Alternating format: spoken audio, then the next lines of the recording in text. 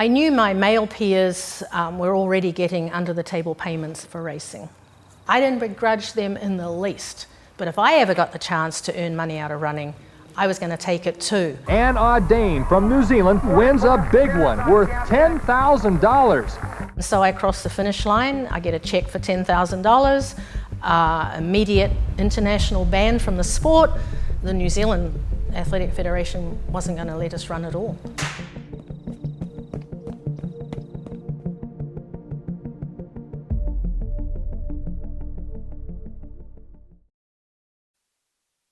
I was born with bone deformities of both my feet, and as I started to walk, my parents noticed that I wasn't walking correctly. When they did the surgery, it caused me so much pain, but I think those doctors gave me a gift. And obviously I got the genetic gift, but I think they gave me a running style that was perfect.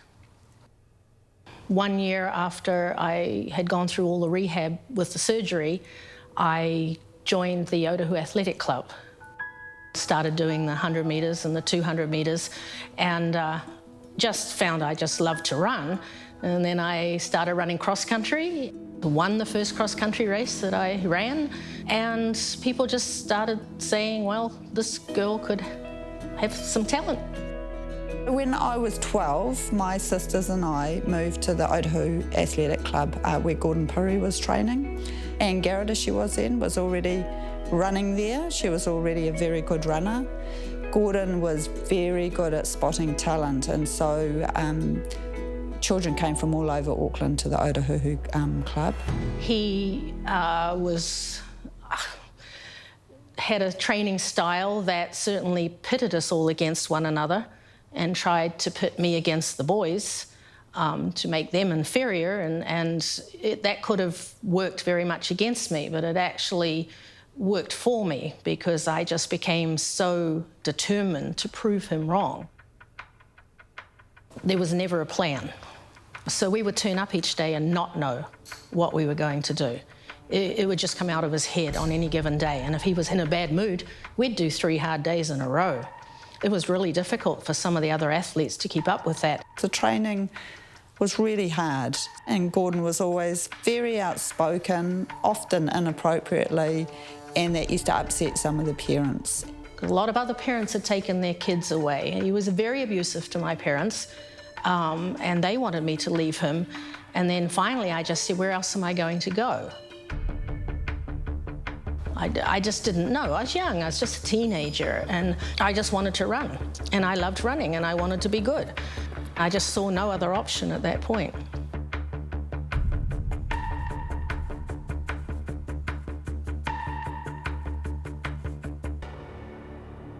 I get to the Olympic Games where there's another 160 odd countries and all the Eastern Bloc women who were not clean. And so I get there and I run a New Zealand record in the 1500 metres and don't get past the first round. So you pick up and you come back to New Zealand, and what on earth happened? And it's like, well, I pretty much ran the best I've ever run, but on the world stage, that wasn't good enough.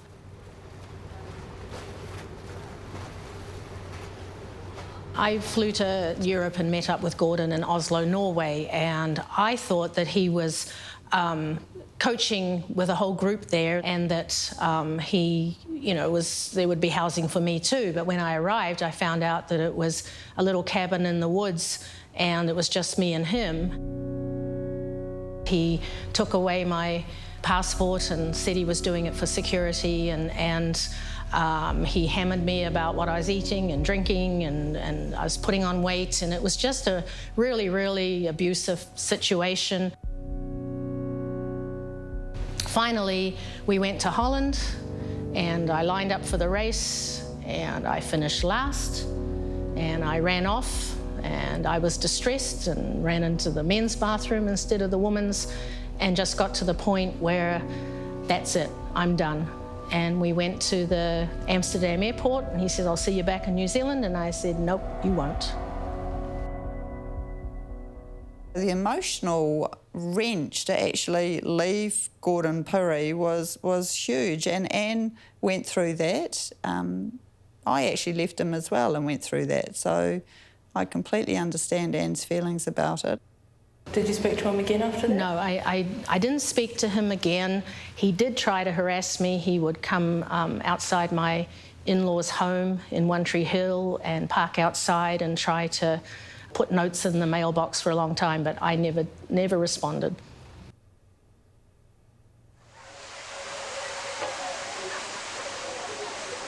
We are entering the sheltered harbour of Aotearoa, gateway to Waiheke Island. Towards the end of 1980, John Davies became my second coach.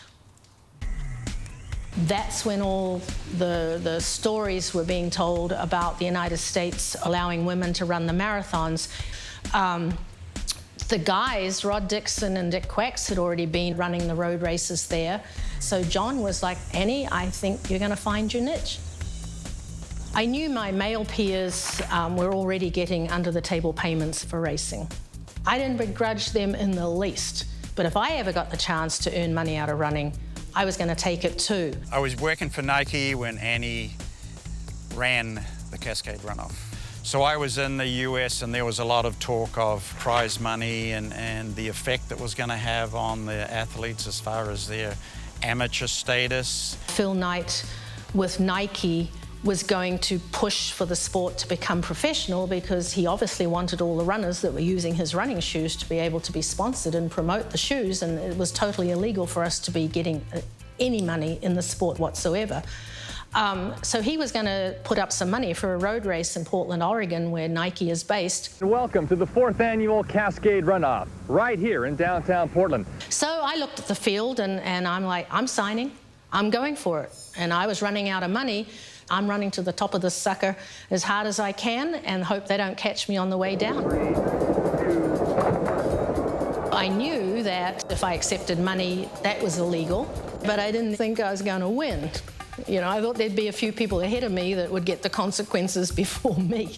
Anne Audain from New Zealand has led the women's competition from the beginning of this race. And today she wins a big one worth $10,000. So I cross the finish line, I get a check for $10,000, immediate international ban from the sport, and New Zealand Amateur Athletic Federation was not happy. When this was going on in the States, it was very well known here what was happening. Some people were for it and some people were against it, the girls receiving money for racing. What was your... Absolutely, take that money. They deserved it. Coming back to New Zealand was difficult because the New Zealand Athletic Federation wasn't going to let us run at all. We went down to the New Zealand Federation and we basically said, you know, if we don't sort this out, I will never run for New Zealand again. I'm going to the States and the States will have me. And so that's when John Davies came up with the idea of me trying for the world 5,000 metre record. All right, John, if that's what you think I can break the world record? He goes, yeah, I think you can. So at Mount Smart Stadium, I broke the world 5,000 metre record, the first time I ever raced the distance. A world record for Audain. The record wasn't acknowledged by the New Zealand Athletic Federation because I was considered a banned athlete. I went back to the United States after the world record and just went on a rampage that year where I won every single road race. I went on a winning spree and broke course record every single race. People are just going, oh, good Lord, this gal can really run. Signed my first Nike contract. I believe I was the first woman to sign an official professional deal with Nike.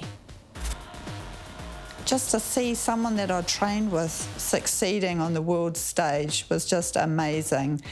I believe she was the first woman to ever be sponsored by Pepsi. Not to mention getting the prize money as well for these races. And that's when John Davies starts saying to me, you need to come to Brisbane and to the Commonwealth Games. And I'm going, nope, I'm not doing it. I don't want to run track anymore. I'm done. I want to stay on the roads. No, John, I'm not coming. He goes, Annie, I think you can be the first New Zealand woman to win a track gold medal. And I said, no, by the way, John, I'm still a banned athlete. I flew down to Brisbane. I was like, really, John? You got this all worked out? So the ban was lifted with a week to go. The IAAF and Olympic Committee knew that if they didn't change, there would be a lot of empty lanes in some of those races. And so John's just convinced that I can win a gold medal. He goes, "You got to promise me you're not going to lead the race today. There's some great runners in this race. It's really windy. You got a really good kick. Just wait it out." I go, "Okay, John, I promise." So I take off really fast. I come around the first bend and I'm like, "Oh, well, Lord, I'm in the front." At that point, just like, well, to hell with this. I'm going for it. Wendy Smith has gone out to shelter from the wind again. And now she's going to ask the question of Audain. And the New Zealand girl is going to have to dig deep to win this one. What I love watching in that last lap is how the English girl comes up on her shoulder and she looks like she's going past Anne with about 300 metres to go. And you just see Anne put her head down and just dig in so hard, and it's just one of those races that you remember forever because it was so courageous.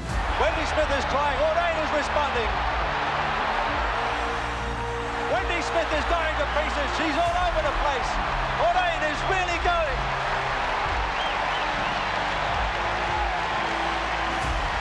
So this gutsy 26-year-old New Zealander is out in the lead.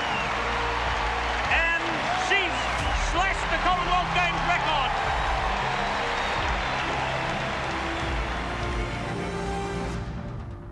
How does this victory rate in terms of your career? You know, you held the 5,000 world record for a while. You've had incredible success on the road in the States. How does this race rate all in amongst that? I guess it's just kicked off probably the best year of my career. To me, that was 13 years of a whole bunch of ups and downs. I could have ended my career right then. I felt like I'd done everything I needed to do to prove that I was a good athlete. World record, gold medal, and all those wins in the United States, I could have retired on that. If I had been an American, I think not only would I really have made it in America, but my whole story would probably have been a movie in America. Because I never really came back to New Zealand to have the experience of being a gold medalist and living here, I lost the opportunity for my story to be really told.